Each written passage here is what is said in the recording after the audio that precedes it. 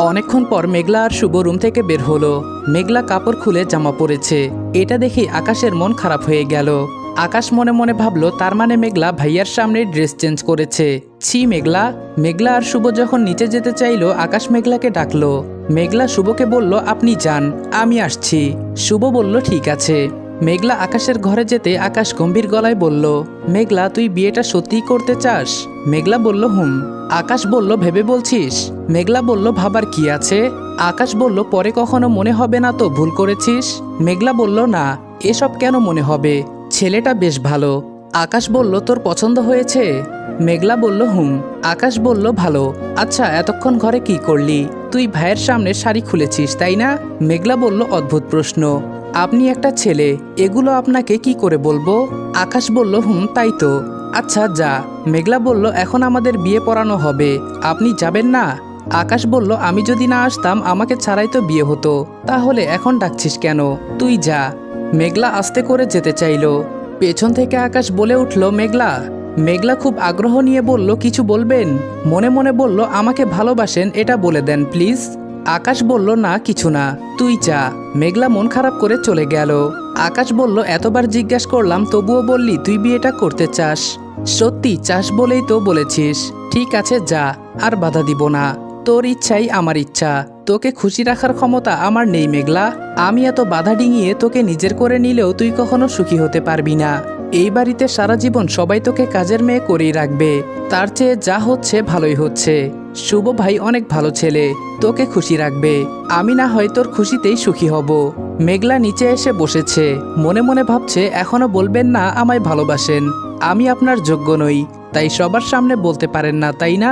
ঠিক আছে চলে যাব, সত্যিই চলে যাব আপনার জীবন থেকে। আপনি কি সত্যি আমায় ভালোবাসেন নাকি সবই আমার মনের ভুল? হ্যাঁ এসবই আমার মনের ভুল। আপনি তো ইরা আপুকে ভালোবাসেন, আমাকে কেন ভালোবাসতে যাবেন? বিয়ে পড়ানো শুরু হলো।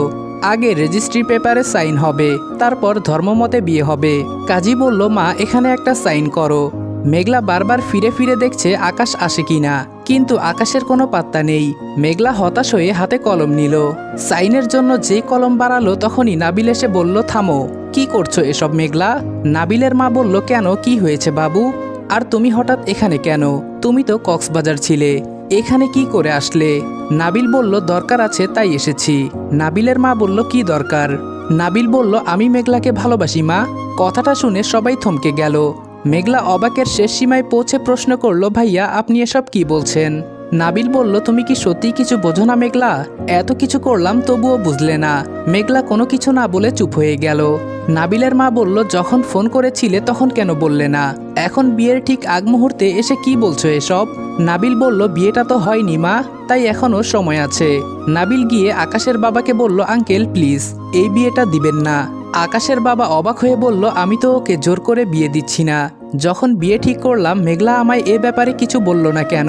নাবিল বলল ও নিজেই তো জানে না আঙ্কেল, আপনাকে কি করে বলবে? ওর সাথে আমার কোনো সম্পর্ক নেই, কিন্তু আমি ওকে ভালোবাসি। নাবিল এবার শুভর কাছে গিয়ে বলল মেঘলা অনেক ভালো মেয়ে, ওকে বিয়ে করলে আপনি খুব সুখী হবেন। আর এই বিয়ে হলে মেঘলারও কোনো অসুবিধে নেই, কিন্তু আমি মেঘলাকে ছাড়া থাকতে পারবো না ভাই। আমার উপর দয়া করুন প্লিজ। দেখুন ভাই আপনি দেখতে ভালো, তাছাড়া সমাজে প্রতিষ্ঠিত একজন, আপনার পাত্রীর অভাব হবে না। শুভ বলল মেঘলা তুমি কি চাও? মেঘলা কি বলবে বুঝতে পারছে না, তাই চুপ করে দাঁড়িয়ে আছে।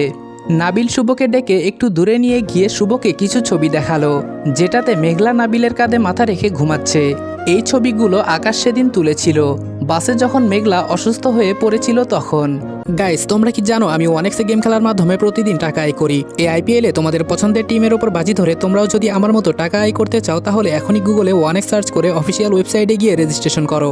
আর রেজিস্ট্রেশনের সময় যদি আমার দেওয়া special promo code RED18 use করো তাহলে অসংখ্য বোনাস এবং ফ্রি স্পিন পেয়ে যাবা। আর ওয়ানেক্স কিন্তু একটা ইন্টারন্যাশনাল লাইসেন্সকৃত প্ল্যাটফর্ম এবং সবচেয়ে বিশ্বস্ত। এখানে তোমরা ক্রাশ ক্রিস্টালের মতো গেম খেলে সহজেই টাকা আয় করতে পারবে এবং বিকাশ নগদের মতো সকল মোবাইল ব্যাংকিং অ্যাপের মাধ্যমে সহজেই তোমরা তোমাদের জেতা টাকা তুলতে পারবে। আর 24 ঘন্টা 7 দিন কাস্টমার সাপোর্ট সুবিধা তো রয়েছেই, তাই আমি এটা ব্যবহার করে আমার রেগুলার হাত খরচের টাকা আয় করি। তোমরাও ট্রাই করে দেখতে পারো।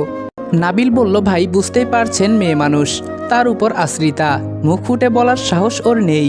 ও বড়দের মুখের উপর কথা বলতে পারবে না, যা করার আপনি করুন প্লিজ। শুভ ব্যাপারটা বুঝতে পেরে বলল মেঘলাকে আমার পছন্দ হয়েছে, এটা ঠিক, কিন্তু আমাদের মধ্যে তেমন কোনো সম্পর্ক নেই, যার জন্য বিয়েটা হতেই হবে। আর তুমি আকাশের বন্ধু মানে আমার কাছে আকাশের মতোই। আমি কি পারতাম আকাশের ভালোবাসাকে কেড়ে নিতে? তাহলে তোমার কাছে থেকেই বা কি করে কেড়ে নিব?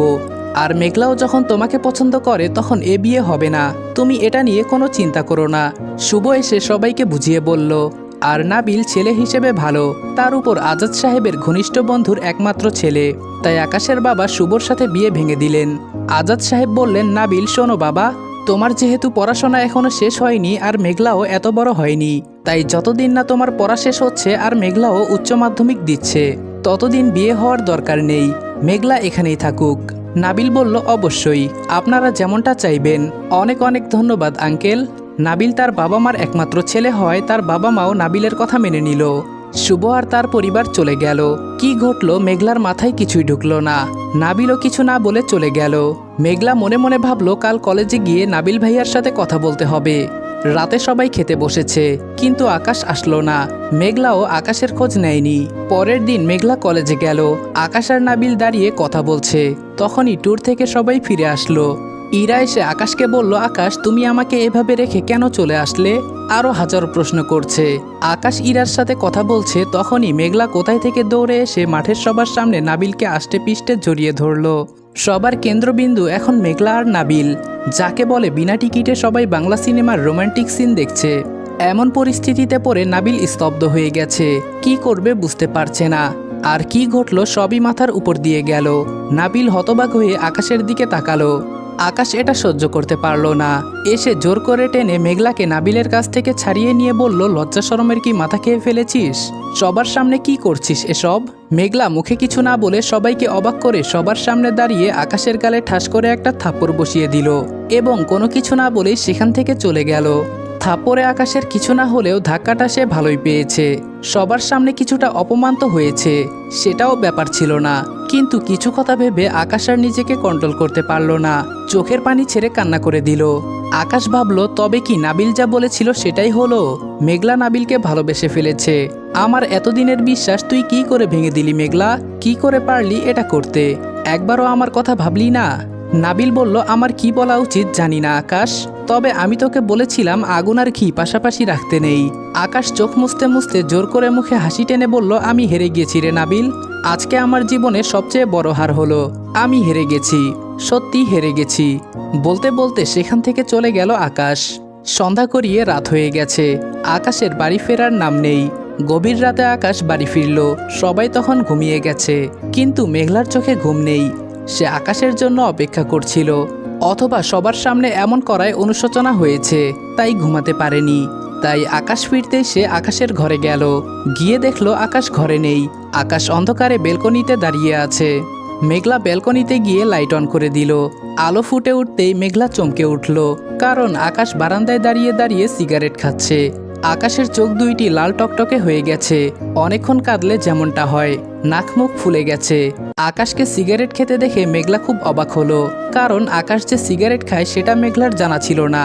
মেঘলা অবাক হলেও মেঘলাকে দেখে আকাশ একটুও বিচলিত হলো না। সে এখন সিগারেটের নেশায় ব্যস্ত। একের পর এক টান দিয়ে যাচ্ছে, যেন সিগারেট খাওয়াটা তার কাছে নিতান্তই সাধারণ বিষয়। মেঘলা বলল, আপনি সিগারেট খান? আগে তো কখনো দেখিনি। আকাশ গম্ভীর গলায় উত্তর দিল, আগে খেতাম না, এখন থেকে খাবো। আচ্ছা এসব ছাড়, তুই এত রাতে এখানে কি করছিস? ঘুমাসনি কেন? মেঘলা বলল, খাবার নিয়ে এসেছিলাম। আকাশ বলল, আমি খাবো না, খাবারগুলি তুই নিয়ে যা আর ঘুমা গিয়ে, অনেক রাত হয়ে গেছে। এখন তোকে এখানে কেউ দেখলে খারাপ বলবে। মেঘলা বলল, অল্প কিছু খেয়ে নিন প্লিজ, কাল রাত থেকে কিছুই খাননি। আকাশ তাচ্ছিল্যের হাসি দিয়ে বলল, আচ্ছা রেখে যা, পরে খেয়ে নিব। মেঘলা বলল, রাগ করে আছেন তাই না? আকাশ বলল, না তো, কিসের রাগ? মেঘলা বলল, কলেজে সবার সামনে আমার এমনটা করা উচিত হয়নি।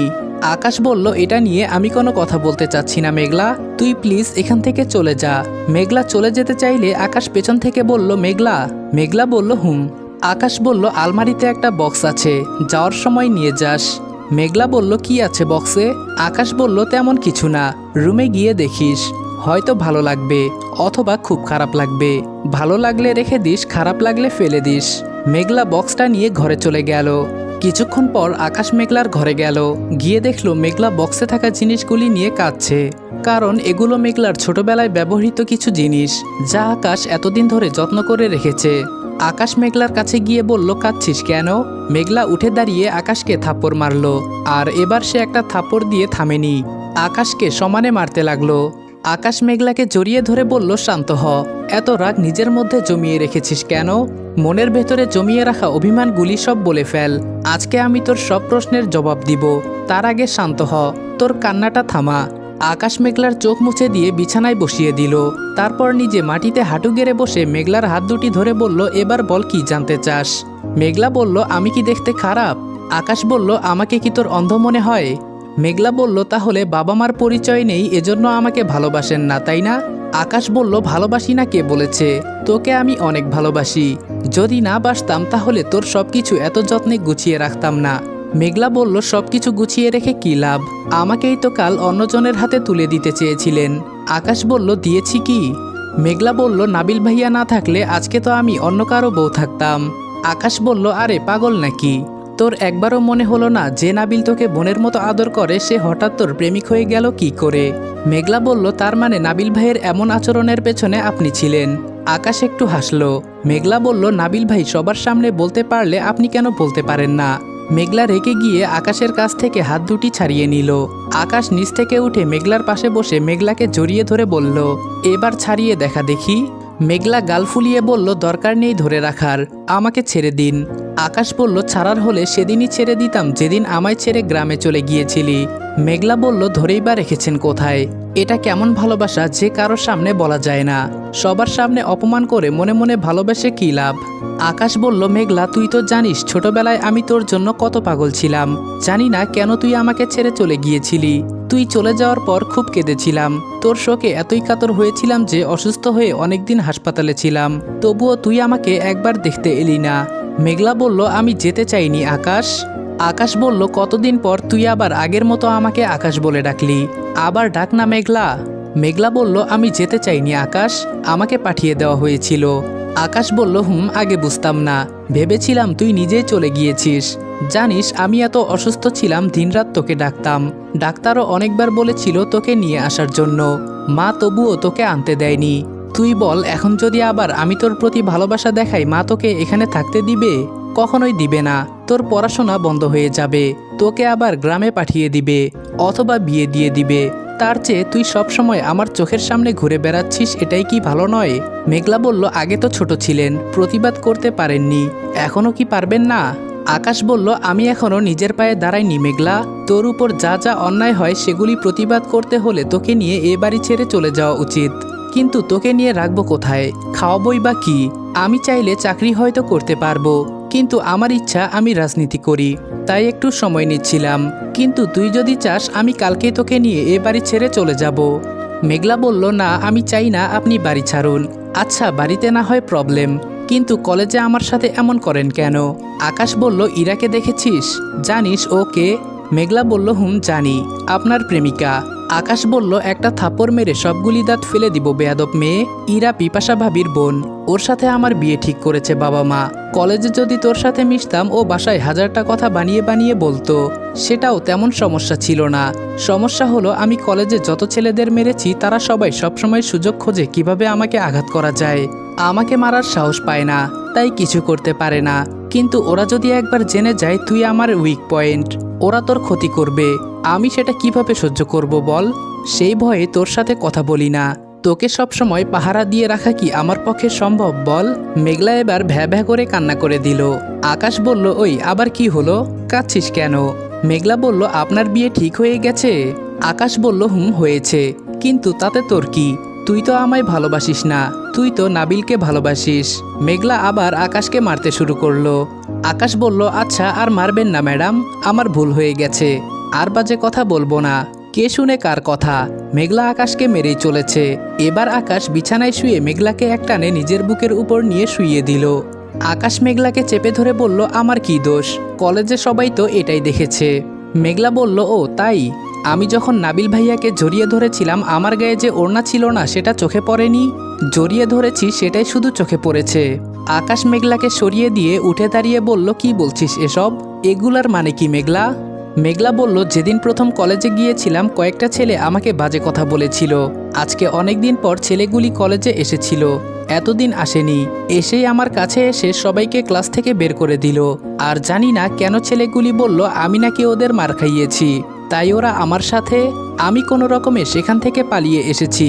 আপনার কাছেই যাচ্ছিলাম, কিন্তু আপনি বলেছিলেন সবার সামনে কথা বলা যাবে না। তার উপর ইরা আপুও সেখানে ছিল। আমি জানতাম আপনার কাছে গেলে উনি আমায় আবার মারবেন, কিন্তু আমি এতই ভয় পেয়েছিলাম যে নাবিল ভাইকে জড়িয়ে ধরেছিলাম। আকাশ বলল, কি বলছিস এসব? সেদিন ওদের এত মারলাম তবুও ওদের শিক্ষা হয়নি? তুই তখন আমায় বলিসনি কেন? নাবিলকে অন্তত বলতি। মেঘলা বলল, আমি খুব ভয় পেয়েছিলাম, কি করব বুঝতে না পেরে চলে এসেছিলাম। আকাশ বলল, এই ভয়ে আমি তোকে নিষেধ করেছিলাম আমার সাথে কথা বলতে, আর এটাই ঘটল। তুই থাক, আমি আসছি। এই বলে আকাশ চলে যেতে চাইল। মেঘলা আকাশের হাত ধরে বলল, এত রাতে কোথায় যাচ্ছেন? আকাশ বলল, তোর গায়ে হাত দেওয়ার শাস্তি কতটা ভয়ঙ্কর হতে পারে সেটাই দেখাতে যাচ্ছি। মেঘলা বলল, থামুন, আপনাকে যেতে হবে না, যা হওয়ার হয়ে গেছে, বাদ দিন এসব। আকাশ বলল, ছাড় মেঘলা, আমাকে যেতে হবে। মেঘলা বলল, ছাড়বো না, এখন এসব মারামারির চেয়েও আরও গুরুত্বপূর্ণ কাজ আছে আপনার জন্য। আকাশ বলল, কি কাজ? মেঘলা বলল, আমাকে প্রপোজ করুন। আকাশ বলল, তাই বুঝি? মেঘলা বলল, হুম। আকাশ বলল, আপনি যদি চান কাল কলেজে সবার সামনে না হয় প্রপোজ করব। মেঘলা বলল, না, আমি চাই না কেউ জানুক আপনি আমায় ভালোবাসেন। আমি আপনাকে আপনার স্বপ্ন পূরণের সময় দিতে চাই। আকাশ বলল, পাগলি একটা, আয় আমার কাছে। মেঘলা আকাশের কাছে যেতেই আকাশ নিজের হাত থেকে একটা আংটি খুলে মেঘলার হাতে পরিয়ে দিয়ে কপালে চুমু খেলো। আকাশ বলল, আমি আমার পাগলিটাকে খুব ভালোবাসি, নিজেকে কখনো অসহায় ভাববি না। মনে রাখিস আকাশ সব সময় মেঘলার ছায়া হয়ে আছে, সমস্ত বিপদ থেকে সে তার মেঘলাকে আগলে রাখবে। তুই এত গাধা কেন মেঘলা? ফোনটা তোকে কেন দিয়েছিলাম? তোর সমস্যাগুলি আমাকে SMS করেও তো বলা যায়, তাই না? মেঘলা বলল, আমি কি জানতাম আপনি আমায় ভালোবাসেন? আমি তো আপনাকে ভয় পেতাম, কিছু হওয়ার আগেই শুধু থাপ্পড় মারেন। আকাশ বলল, আমি কখনো তোর উপর রাগ করি না।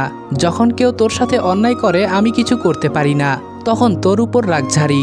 যেখানে অধিকার আছে সেখানেই তো রাগ দেখানো যায়। দেখ, তুই কলেজে আমাকে সবার সামনে থাপ্পড় মারলি, আমি কি রাগ করেছি?